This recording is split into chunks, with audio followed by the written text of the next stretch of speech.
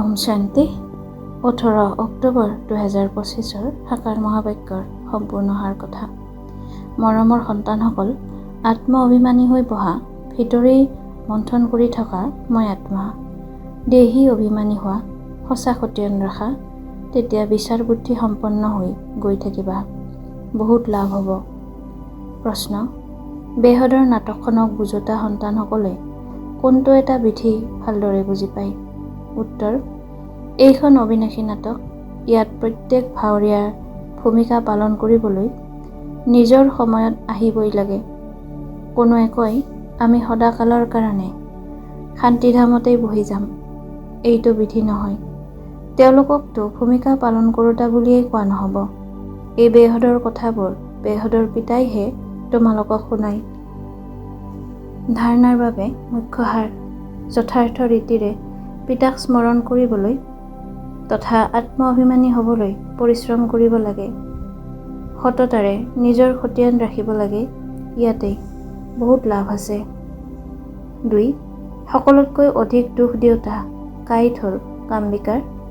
ইয়াৰ ওপৰত যোগ বলেৰে বিজয় প্ৰাপ্ত কৰি অতীতৰ পৰা পাৱন হ'ব লাগে। অন্য কোনো কথাৰ লগত তোমালোকৰ সম্পৰ্ক নাই। বৰদান: বাস্তৱিক জীৱনৰ দ্বাৰা পৰমাত্ম জ্ঞানৰ প্ৰমাণ দিওঁতা ধৰ্মযুদ্ধত বিজয়ী হোৱা। বিস্তাৰ: এতিয়া ধৰ্মযুদ্ধৰ মঞ্চত আহিব লাগে। এই ধৰ্মযুদ্ধত বিজয়ী হোৱাৰ সাধন হৈছে তোমালোকৰ বাস্তৱিক জীৱন, কিয়নো পৰমাত্ম জ্ঞানৰ প্ৰমাণেই হৈছে বাস্তৱিক জীৱন।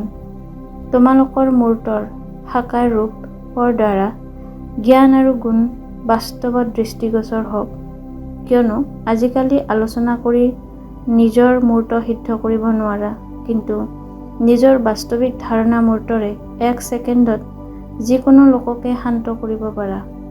শ্লোগান: আত্মাক উজ্জ্বল কৰি তুলিবলৈ পৰমাত্ম স্মৃতিৰে মনৰ বিভ্ৰান্তি সমাপ্ত কৰা। অব্যক্ত সংকেত: নিজৰ আৰু সকলোৰে প্ৰতি মনেৰে যোগৰ শক্তি প্ৰয়োগ কৰা। অভ্যাসৰ প্ৰয়োগশালাত বহি যোগৰ প্ৰয়োগ কৰা।